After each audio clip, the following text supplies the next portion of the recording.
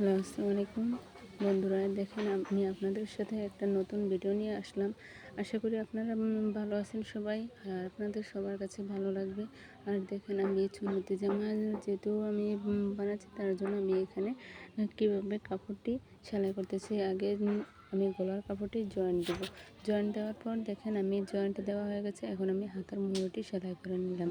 হাতার মুহুরিটি সেলাই করার পর তারপর দেখেন আমি কিভাবে জামাটির সাথে গলার কাপড়টি জয়েন্ট দেব। তার আগে দেখেন, আমি দুটো হাতার কাপড়ই এখানে জয়েন্ট দিয়ে দিলাম। কত সুন্দর করে আমি মুখে একটা চাপ সেলাই দিয়ে দিলাম, যেহেতু এটা দেখতে সুন্দর লাগে।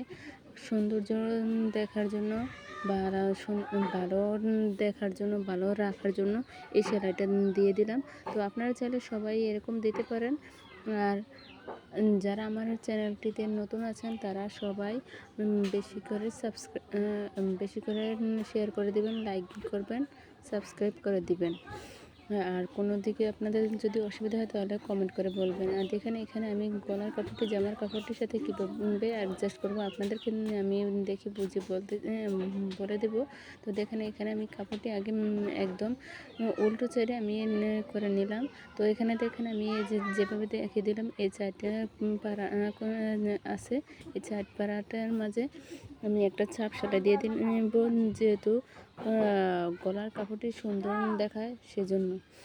তো দেখেন, আমার দুটো কাপড়ই সুন্দর করে আমি সেলাই করে দিলাম। সেলাই করে দেওয়ার পর দেখেন, আমি গলার কাপড়টি জামার গলার কাপড়ের সাথে সুন্দর করে অ্যাডজাস্ট করে নিলাম। তারপর দেখেন, এখানে আমি মুখের কাপড়টি সুন্দর করে উল্টো সাইডে নিয়ে আসার আগে আমি এখানে একটু কাট বসিয়ে দেব।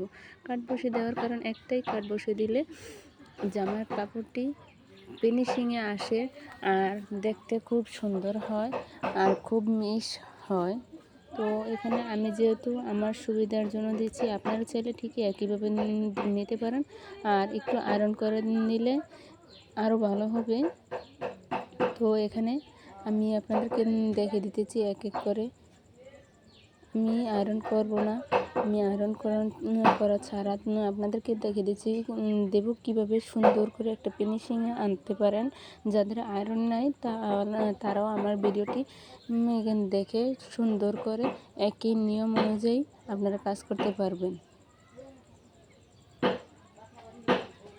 অলরেডি আমার এখন কাট বসিয়ে দেওয়া হয়ে গেছে। এখন আমি গলার কাপড়টি ভালো করে উল্টো সাইডে বাও করে নিয়ে আমি দেখেন কিভাবে ফিনিশিং দিয়ে নিতেছি। ও দেওয়ার পর দেখেন, আমি এখন ফিনিশিং দিয়ে দিছি। তারপর আমি এখানে ফিনিশিং দেওয়ার পরে একটি চাপ সেলাই দিয়ে দিলাম মুখে, সুন্দর করে গলার কাপড়টি বসিয়ে থাকার জন্য। তো আপনারা চাইলে কেউ গলার কাপড়ের কাজটি হাতে করতে পারেন, তো আবার কেউ চাইলে সেলাই করে নিতে পারেন। এখানে আমি গলার কাজটি আমি হাতে না করে সেলাই দিয়ে বসিয়ে দিলাম। তো এখানে দেখেন, আমি যেহেতু কুচকে আছে, একটু ফিনিশিং দেওয়ার জন্য, সৌন্দর্য থাকার জন্য আমি এখন আয়রন করে নেব। তো দেখেন, এখানে আমি এখন আর সেলাই করে নেব। শোল্ডারের কাপড় দুটো একসাথে করে নিলাম। করে নেওয়ার পরে এখন আমি সেলাই করে নেব শোল্ডারের কাপড়টি। তারপর এখান থেকে আমি একদম সাইড পাড়াটা খুব সুন্দর করে সেলাই করে নেব। দেখেন, আমার অলরেডি সেলাই করা হয়ে গেছে সাইড পাড়াটা, আর শোল্ডার আমার সেলাই করা হয়ে গেছে।